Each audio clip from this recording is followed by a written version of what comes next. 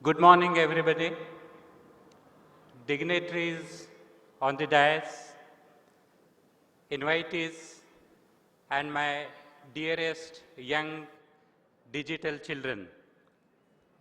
महाराष्ट्र के बाहर से आए हुए सारे युवा छात्र छात्राओं को मेरा प्रेम भरा नमस्कार और महाराष्ट्र से आए हुए सगळ्या विद्यार्थ्यांना माझा नमस्कार. The topic of today is, where is India's Obama?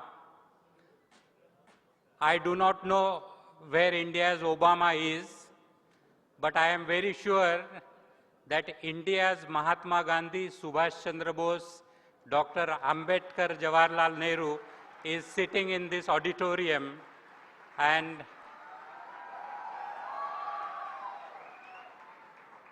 in a short period of time, we will be able to see Mahatma Gandhi from this auditorium. The Barack Obama always takes name of Mahatma Gandhi, and therefore what really we need to take a message from today's speech. Of course, Honorable Shashi Tharoor ji is going to elaborate on this topic and he is going to talk about it. But we must understand what are the challenges of 21st century.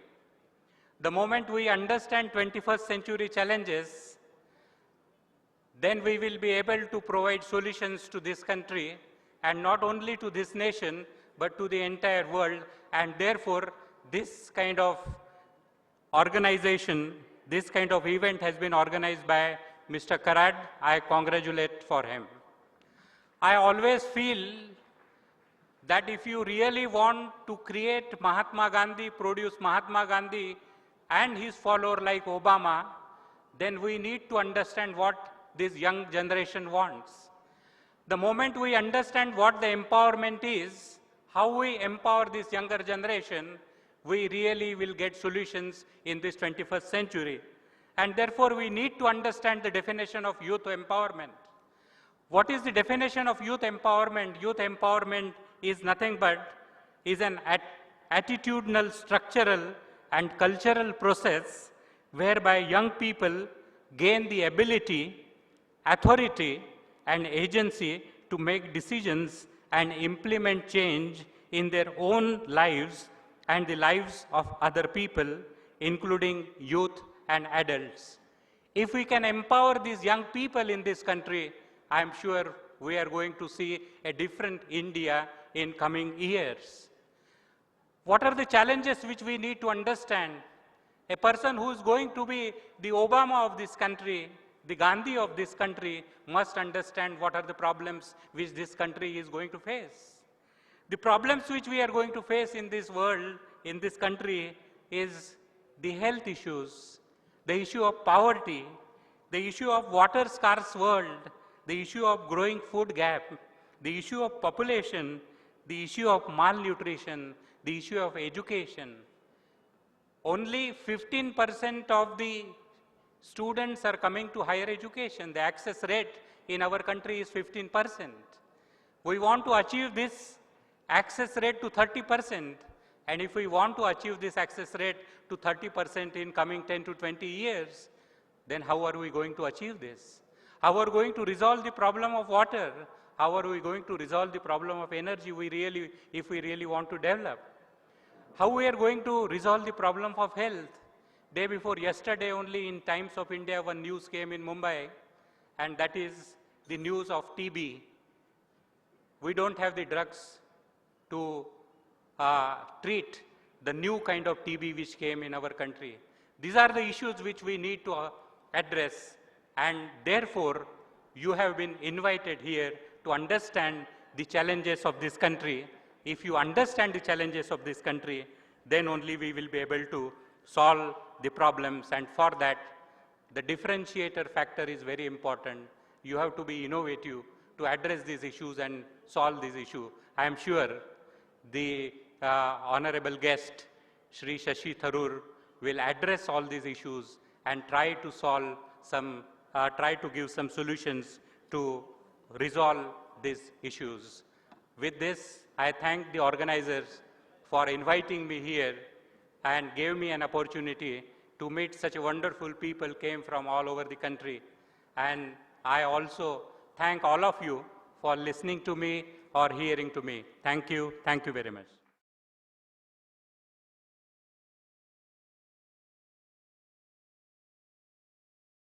Respected dignitaries and all my friends who've come in a swarm of thousands, thank you so much. A very good morning to you all.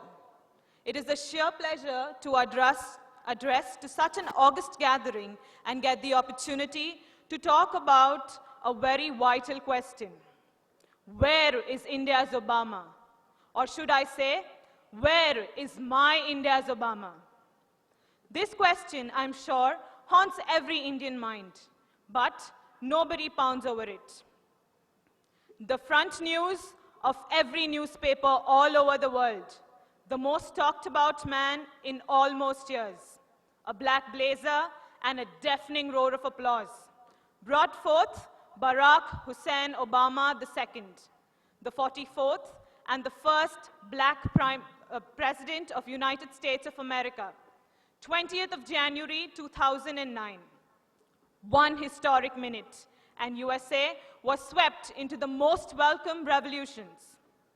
As his reign began, with his low-income, high-stress position, Barack Obama was charged with many problems. One of them was crumbling infrastructure, broken down economy, and pleasing over 300 million Americans and listening to every whim of theirs on a daily basis. This man had to clear up all the mess people left behind for him. It might take 4 to 8 years, but he did it all in a very less time than expected. Change was not a very clever campaign slogan for Barack Obama, but also an agenda for a brighter tomorrow. Almost an American Gandhi, Barack Obama was against the Iraq War as early as 2002. He said, "It's not too late to stop the war."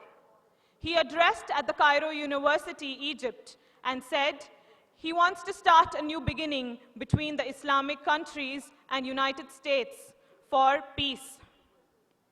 In 2002, Barack Hussein Obama signed the American Recovery and Reinvestment Act of a whopping $787 billion to ease America from its tight clutch of recession. But, as we say, success never gave anyone guarantee. In the history of 150 years, USA lost its AAA financial ratings to a AA+. But still, Obama was voted as the most popular world leader in a poll in 2009. He was regarded as an angel from above to save the world from its humane malices. Terrorism. Terrorism is still a growing menace and threat to the whole world. But Obama dealt with it sternly and strategically. He put an end to the face of terrorism, Osama bin Laden. He won the Nobel Prize still in office. Much more and still going on is only one man, B. Obama. But what is happening back in our country?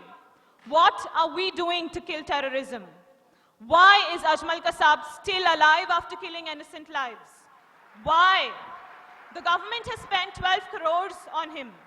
But why can't we use this money for the poor and the malnourished? And still, Bollywood movies and like Nayak and Rang De Basanti couldn't influence us. All we did was, apni to paathshala, masti ki paathshala, and Barack Obama can emulate the world. But for us, we can emulate only Lord Rama. He said, from Dhanushkodi to Lanka, a bridge he built. No stands, no stone, only floating stones he filled. Across the Indian Ocean to bring back his wife. Thus Lord Rama vanquished Ravana, ended his life. He fought against injustice, was firm and true. Against him, Ravana didn't have a clue. Welcome back to Ayodhya on Amavas night. The citizens lit up the darkness with many a light. A true son he was. Even when his stepmother refused to make him king, even when exiled, he remained just in every way and earned the respect of his citizens night and day. For America might have the Barack Obama, but India will only emulate Lord Rama. We need someone who can bring this revolutionary change in our world. For we, the Mango people, are crushed under the clasps of dirty politics, our very own example being Anna Hazare. I would bid adieu to you only one word by saying, change will not come if we don't wait for some other person. We can't wait for some other time, some other place. We are the ones we've been waiting for. We are the change we will seek. Thank you. Assalamu alaikum. I'm Hamza Shakir and I am an Indian. The topic given to me is where is India's Obama? And I feel India's Obama is sitting right in front of me. It's you people who will tell me who's India's Obama now. In the backdrop of many current problems, there has been a lot of talk about the need to go and vote, the need to elect the right government, the need to explore India's Obama. Now this topic is something that is very close to my heart. Maybe since I was 10 years old or so, teacher asked us, what are your future ambitions? And amongst the class of 50 students, no one stood up and said that he wants to become a politician. Everyone just used to sit in their calm, cozy rooms on luxurious chairs and criticize the government. I simply don't understand why to criticize. Why not try to bring the change? The question is why to blame the leaders of our country? Why not try to get into their own position? Who says that we need to be old to become a politician? Who says that we need to be from a political background to become a politician? Who says that we need to be rich or an actor to become a politician? Rather, I feel that we need to be ourselves to become a politician. We need to be selfless to become a politician. If we want to make the change in a current scenario, we have to take the initiative. With full honesty, we have to focus towards nation building. Today, there are many leaders in our country. We have religious leaders, caste leader, community leader, tribe leader, but unfortunately, we don't have a national leader. We lack a leader like Obama. Obama, the person who changed the complete scenario of America. Initially, there was huge discrimination between Americans and whites, but then this man changed the complete scenario. Now, Americans have accepted black as their president. So this is how Obama made the change. Even we had leaders like Gandhiji and Nehruji who made the changes, but don't you think it's history now? It's time for the youth to come up and take these places, take these positions in the country. Politics play an important role in our daily life. Our education, job, lifestyle are all influenced by political decisions. India is a country wherein about 51% of its population is below 25 years. Youth power is set to be taking over. And with this fact, tens of millions of Indians are expected to contribute in the India's parliamentary system. Or rather, I would frame it like that, tens of millions of Indians are expected to follow the path of Obama. But then, if we ask today's youth, how many people would like to join politics? I'm afraid, but the majority hands would be in minority. I would like to end on this short note that Kapil Dev, sir, won us the Cricket World Cup in 1983, and we had second Kapil Dev in form of MS Dhoni in 2011. It took 28 long years to get a World Cup, so now you have to decide how many long years you need to wait to get India's Obama. Thank you.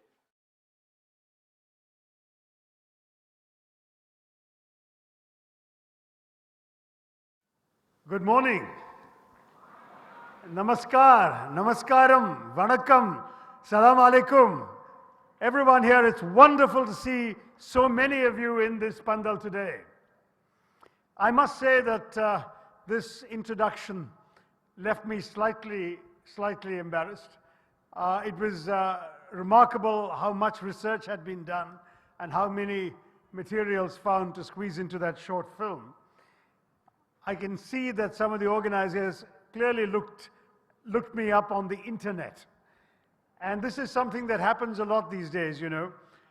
I remember an occasion when a friend of mine in New York was about to introduce a speaker, and he tried to look him up on the internet and found, amongst other information about his family and his background, that he had an uncle who had been electrocuted at Sing Sing prison in America for kidnapping and armed robbery or something equally horrible.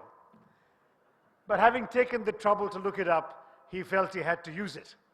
But as you know, in these introductions, you always have to be kind. So he said, our distinguished speaker had an uncle who occupied the chair of applied electricity in one of the nation's leading institutions. Just to say that these introductions, frankly, leave out a lot of the difficult phases in one's life, but it's very good to see that as well. It's wonderful that here we are, all of us gathered, with two very bright young Indian students talking about an American president, Barack Obama. If anything, this suggests how much we are living today in an era of globalization. Why do I say that? Because even when we go beyond economics, our commonplace headlines reek of globalization. Take the newspaper stories a couple of years ago about the 10th anniversary of the death of Princess Diana, tragic death. But if you can look at it this way, you'll see the globalization connection. An English princess with a Welsh title leaves a French hotel with an Egyptian companion who has supplanted a Pakistani. She is driven in a German car with a Dutch engine by a Belgian chauffeur full of Scottish whiskey. They are chased by Italian paparazzi on Japanese motorcycles. They drive into a Swiss-built tunnel and crash. A rescue is briefly attempted by an American doctor using Brazilian medicines. And now you're hearing this whole story from an Indian MP from Thiruvananthapuram here in Pune. That's globalization.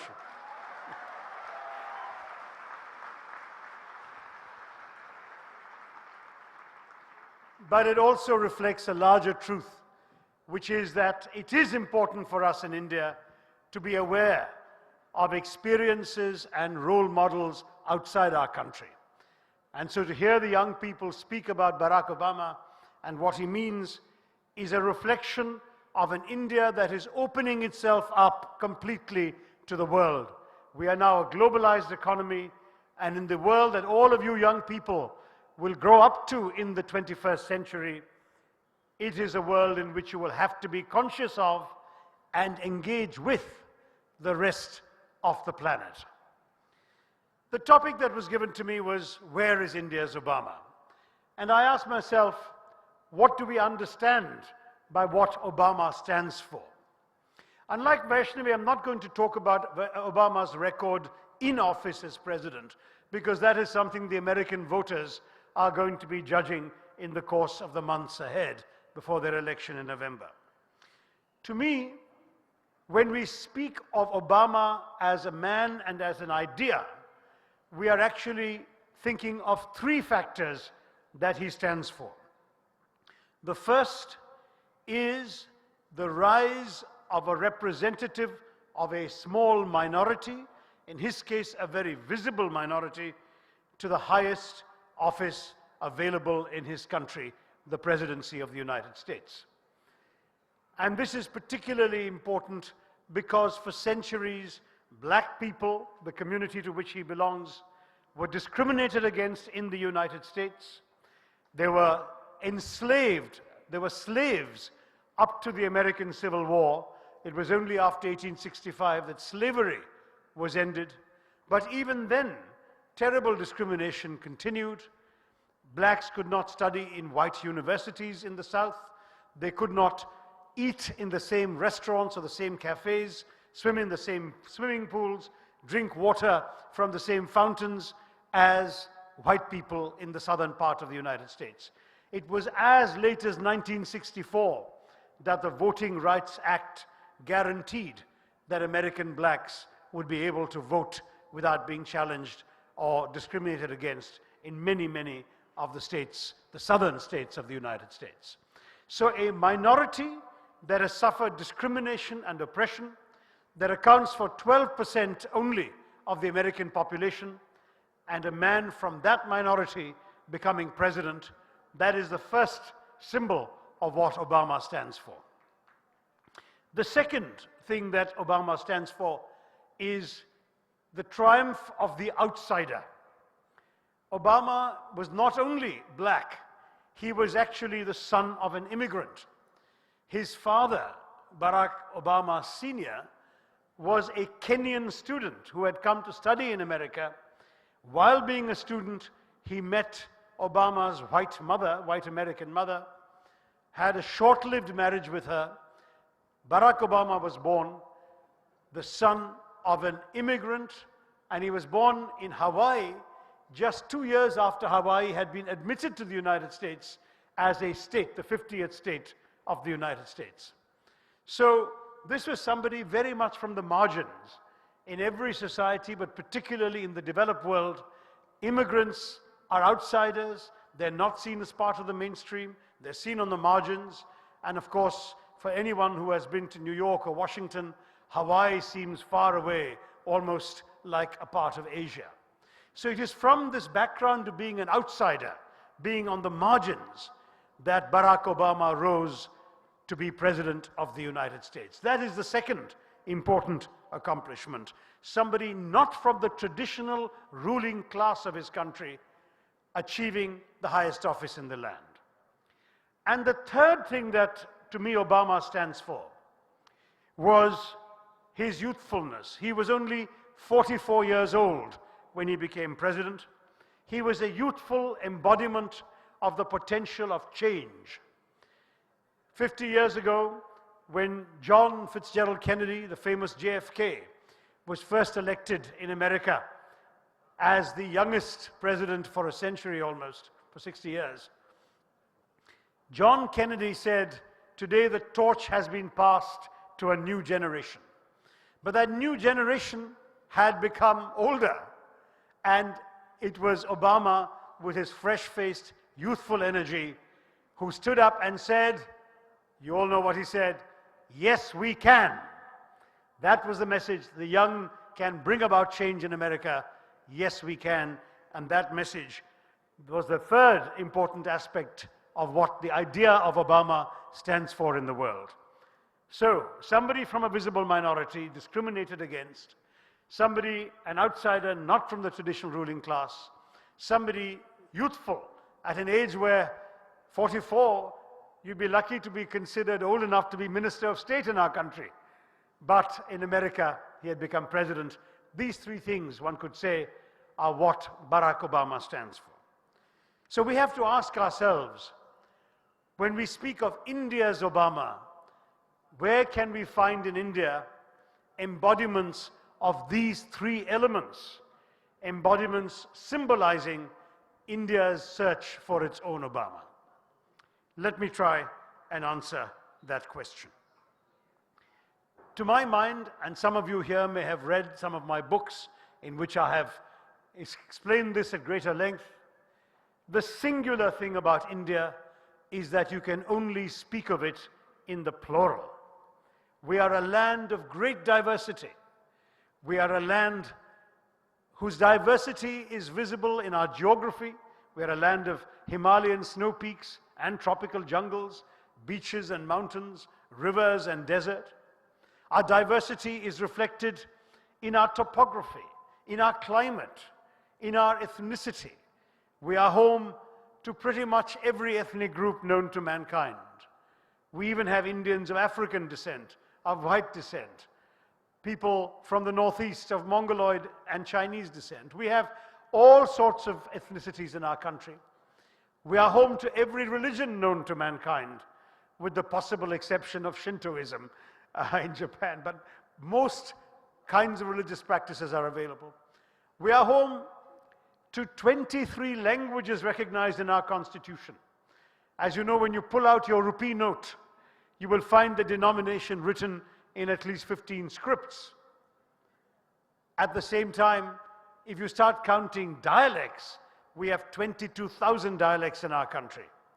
There are 35 languages identified by the ethno-linguists, which are spoken by more than 1 million people each. So we are a country of diversity in every respect. We sometimes hear people speaking of the majority community. I think the less hardworking of our journalists like that phrase. But I say to them, what is the majority community? We are a nation of minorities. All right, you might say that a Hindi-speaking Hindu male from Uttar Pradesh might be seen as a representative of a minority, of a majority community. But ask him to step off a train at any one of the railway stations of India, and he will realize how much of a minority he really is. First of all, being from UP, even if it sometimes seems as if a majority of the country lives there, as you know, being from one state makes you a minority in relation to the whole country. Being a Hindu, yes, 81% of our population are Hindus. But Hinduism is not a monolithic religion. You have, first of all, the problem of caste. If he's a Brahmin, well, 90% of his fellow Indians are not. If he is from a Yadav community, 85% of his fellow Indians are not, and so on. If you look at his being a male, and he steps off that station in my home state of Kerala, he will discover a majority there is not even male. If you... Good, I'm glad we appreciate the importance of respecting both genders equally. And if you look at his ethnicity, the fact is, in our country, we are not just one ethnic type. We are a range of ethnicities. Just look at the colors of the skins of the people he will find on that railway station. Perhaps all of us in this pandal ourselves will show through the diversity of the colors of our skins, the sounds we make when we speak, the ways in which we pray to God. We will show the diversity of India. In fact, ethnically, there are some Indians who are technically kin to foreigners other than other Indians. After all, a Punjabi or a Bengali in India has ethnically more in common with a Pakistani or a Bangladeshi than with a Punekar or a Bangalorean, because that is how ethnicity works. So our India is not an India of any one identity. There is no one national character other than the great, wonderful characteristic of pluralism. We are a land made up of great minorities. We are a land, in a famous expression used in Europe, of belonging rather than blood. Because the whole idea of being Indian is that you can be many things and one thing. You can be a good Muslim, a good Gujarati, and a good Indian all at once. You are not obliged to narrow your perception of who you are to be an Indian. That is our great strength.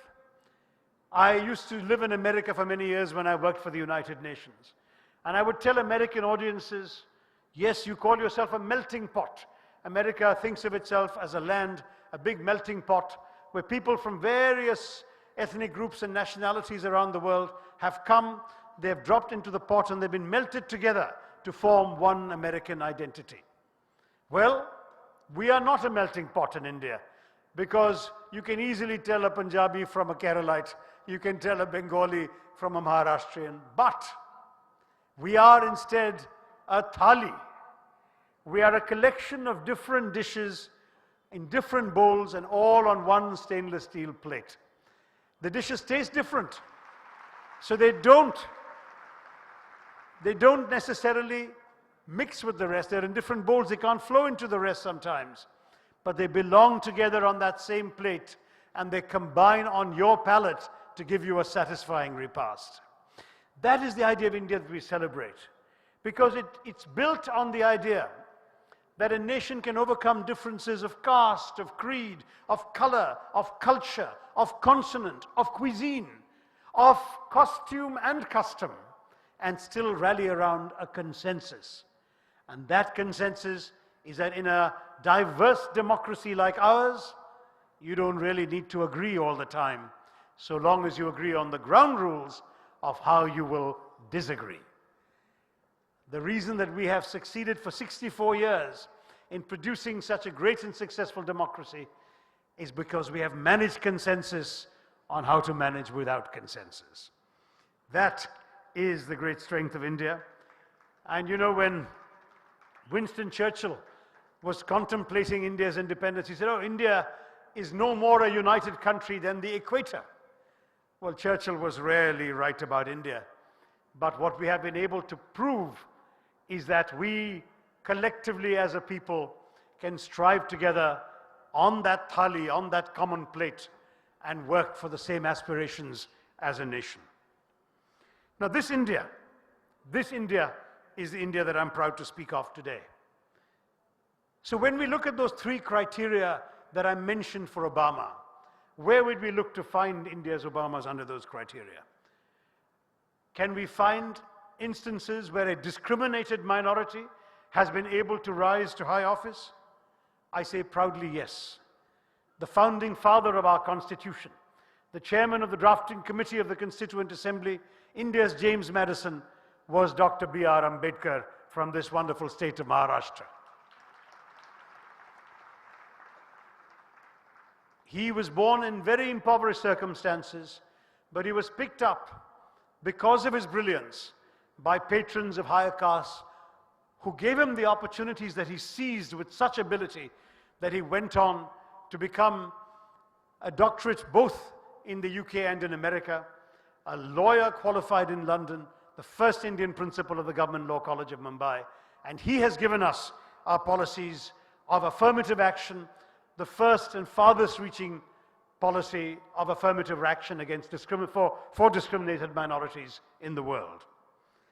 And one of the beneficiaries of Dr. Ambedkar's legacy was a man I was privileged to call a friend for some years, Dr. K.R. Narayanan, from my state of Kerala, who was born into a Dalit family, who had to overcome deep, deep disadvantages to pursue his studies. He lived in a thatched hut without running water, without an indoor toilet. He still came first in the university, and when he did, discrimination was so great that he was not allowed to receive his degree at the same convocation ceremony as his upper caste classmates. This man, having come first in the university, went on to become the Rashtrapati, the President of India. That is what our democracy, with Dr. Ambedkar's vision and with the opportunities that exist for people of ability and commitment, that he was able to accomplish. And let me not be political here. Let me speak of somebody of another party. Who could have imagined for 3,000 years that we would have seen a Dalit woman ruling in the heartland of Aryavrat in Uttar Pradesh? Mayawati ji has done so, and that too is a reflection of the way in which our democracy has given the power of the ballot to the unempowered in our society. That too is an example. One can take other minorities. Dalits are perhaps 15 to 18% of our population. Muslims are 15 to 16% of our population. And even though our country was partitioned because of the demand for a separate Muslim homeland, we can proudly say that India has had 3 presidents, commanders-in-chief of the armed forces from the Muslim community, innumerable ministers, chief ministers, governors, Supreme Court justices and chief justices have come from the Muslim community. I've had the privilege, as some of you must have heard him, I've had the privilege of meeting former President APJ Abdul Kalam. Do you know that as a young boy, he used to sell newspapers for a living in his city near Rameshwaram? Akhbar, samachar, patrika, bikte the wo raste mein. He went on to become a great figure, a nuclear scientist, a rocket scientist, and then went on to become President of India. And let me not forget what happened with an even smaller minority, a 2% minority, the Sikh minority, which has produced one of the great prime ministers of modern India, our current Prime Minister, Dr. Manmohan Singh. In fact, in the 2004 elections, what did we see? We saw the election being won by a political party led by a woman leader of Italian background and Roman Catholic background, who then made way for a Sikh to be sworn in as Prime Minister by a Muslim president in a country 81% Hindu. Is that not what India is all about? To my mind, that is India. In the 1971 war with Pakistan, when our neighbor chose to speak of a jihad against India, the commander of the Indian Air Force in the northern sector was a Muslim, Air Marshal Latif, later Air Chief Marshal. The commander of the army was a Parsi, General Manik Shaw, who went on to become Field Marshal. The commander of the Eastern, the GOC&C Eastern Command, who commanded the troops that marched into East Pakistan, was a Sikh, General Arora. And the general who was helicoptered into Dhaka to negotiate the terms of the surrender of the Pakistani forces was Jewish, Major General Jacob.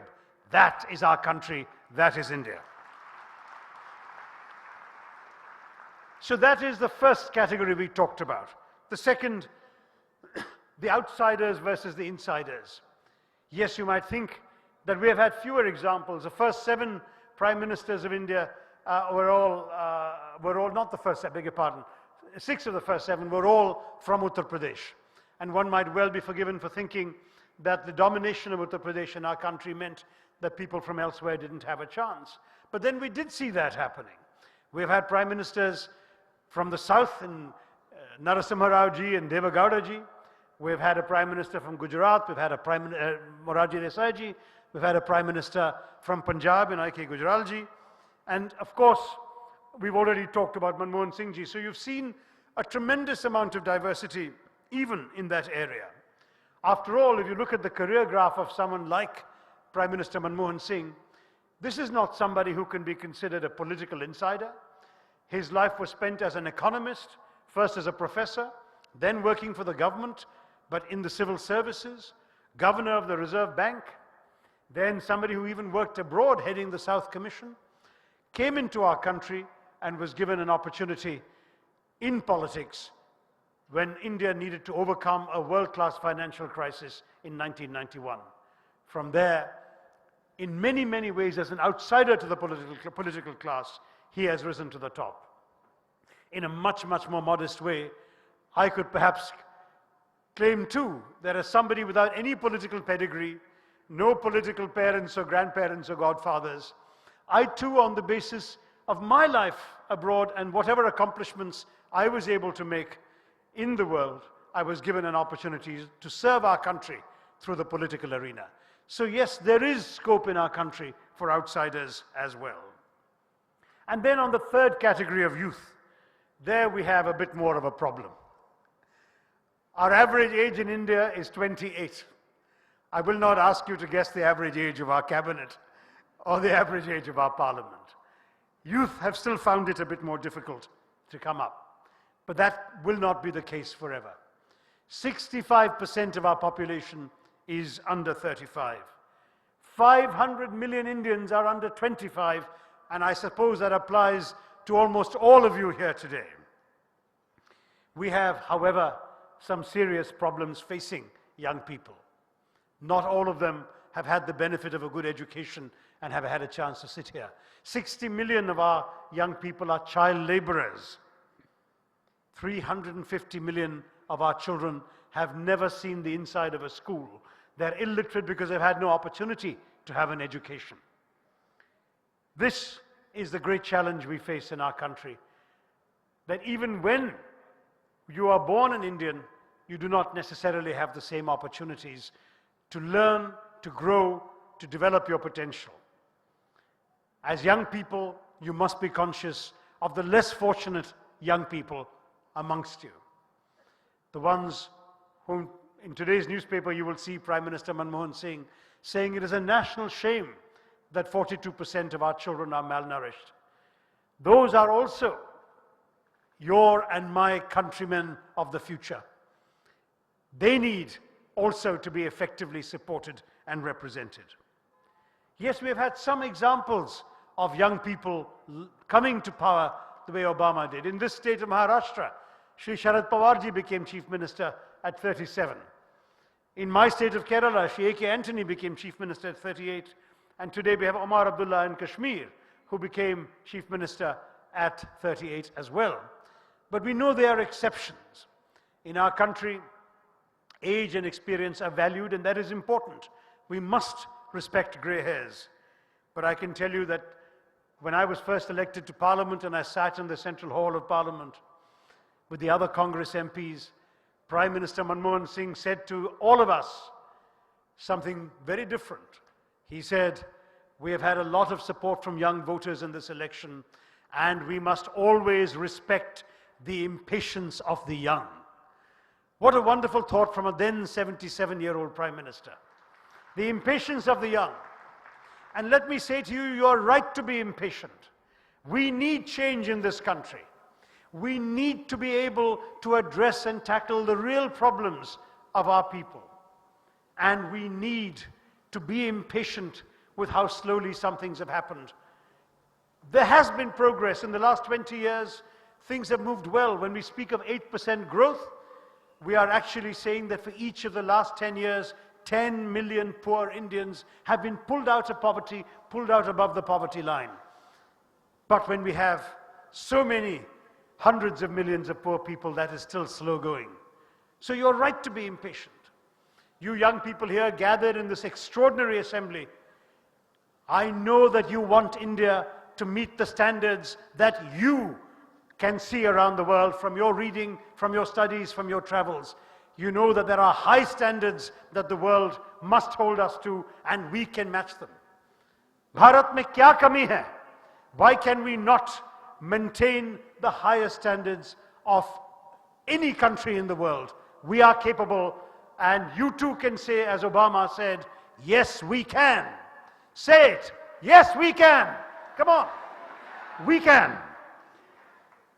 You, as educated young people, you do have an obligation to care about your fellow Indians, to overcome the challenges that they are facing. Yes, your job is to study. This is a student parliament. You must do well in your studies. The first way to serve your country well is to study extremely well and effectively, get good degrees, be better qualified to lead the nation. So you must study. But never forget, in that famous expression, no man is an island. You are not there only as a student. You are there because you're a member of Indian society. You have a great deal to contribute to the nation. And you must find the energy, find the time to take the risks you must take to transform this country. Don't be afraid of failure. At your age, you should not. You can afford to take risks. And failure is something that happens to most of us. I've been there. I've had setbacks. But you learn in some ways more from your failures than from your successes. So take risks, move on, and try always remembering those words, yes we can. India's future is your future. One of India's Obamas is sitting right here in this hall. I have no doubt about it. Collectively, let us move forward to the bright dawn of the future. Thank you, and Jai Hind.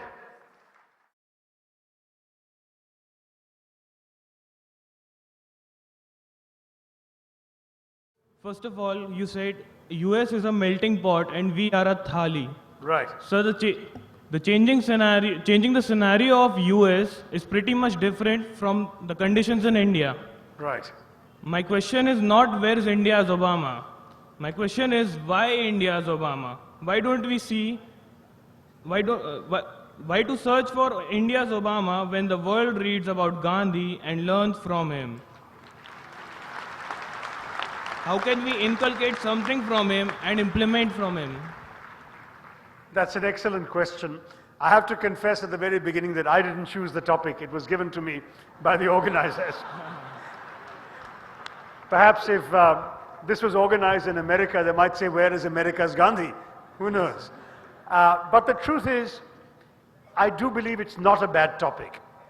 For the reason that I mentioned at the beginning, that in the India of the 21st century, you will need more and more to be aware of and interact with the rest of the world. I'm quite sure that in the globalized world we live in, you young people are going to grow up into a world wherein the jobs you do, you will be relating to people of foreign countries, foreign backgrounds, people who don't look and dress and speak and eat like you. And for you to be conscious of their different experiences is going to make you a better Indian, because you will be able to represent India better in your interactions with them. Increasingly, Indians are traveling abroad much more. You are bound, I suspect, to take your holidays in far-flung lands in ways that your parents did not. The world is genuinely shrinking. The global village may be a cliche, but the truth is we are now heading towards a world in which the Indian village is integrated into the global village. And I want you to feel that there is no great problem, no great shame in asking the question that the organizers asked today, where is India's Obama? But I do want to say, use these foreign examples as ways to think anew, to think afresh about our own country. Think about India, as I tried to do in my remarks, while inspired by a story from elsewhere. When will the United States stop being the watchdog of the world? And how will India's position get affected with the US starting to accept or recognize the Taliban? And your views on the AFPAC region, which should hopefully reflect India's views on the same. Right, well, this is a lot of questions in one go. I'll try and give you brief answers since we have so little time. On the US exercising a certain role in the world, we must accept that we have been, for the last 20 years, since the end of the Cold War, living in a one superpower world. And as the sole superpower, the US both feels a certain responsibility for global affairs and has an unrivaled capacity to impact upon and influence those global affairs. So the US has been playing a certain kind of role. But I do believe that the sole superpower world is gradually coming to an end. We are seeing the rise of China as a rival potential superpower, but we're also seeing the rise of a number of new countries as major powers in their own right. Whether it is India here, whether it's Brazil, whether it's Nigeria, South Africa, you're finding more and more countries, Japan, which are becoming significant players. And I am increasingly convinced that we're going to move away as you become my age, you will find we have moved away from a world of superpowers to a world of networked powers. This is the era of the internet. The metaphor of the World Wide Web is one that I find is going to apply in geopolitics as well. More and more countries will have different alliances, different coalitions to do different things together, and we will not be heading to a world in which one power alone can impact the entire globe.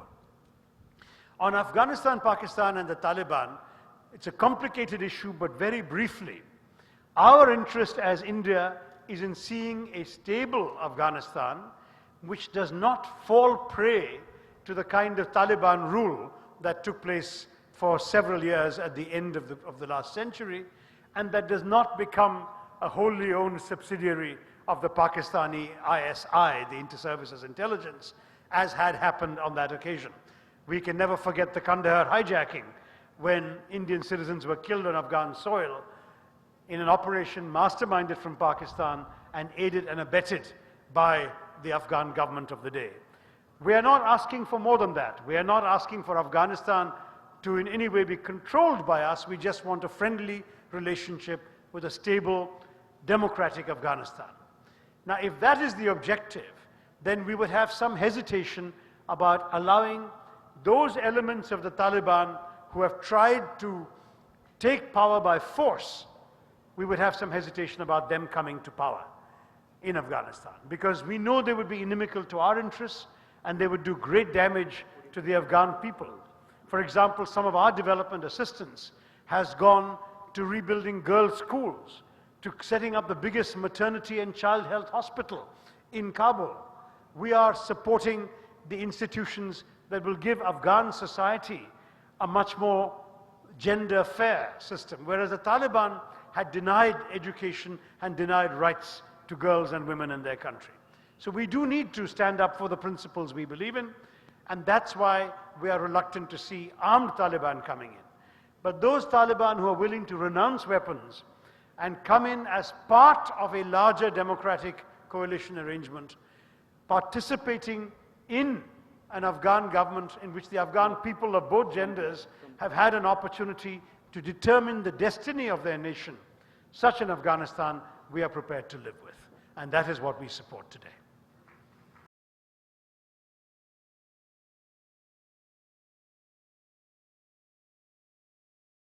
We, the student leaders of India, assembled here in the 2nd Bharatiya Chhatra Sansad, Pune, India, hereby resolve and appeal to the Government of India to launch the National Leadership Development Mission to groom the young enthusiastic student leaders having a global vision based on Gandhian ideology.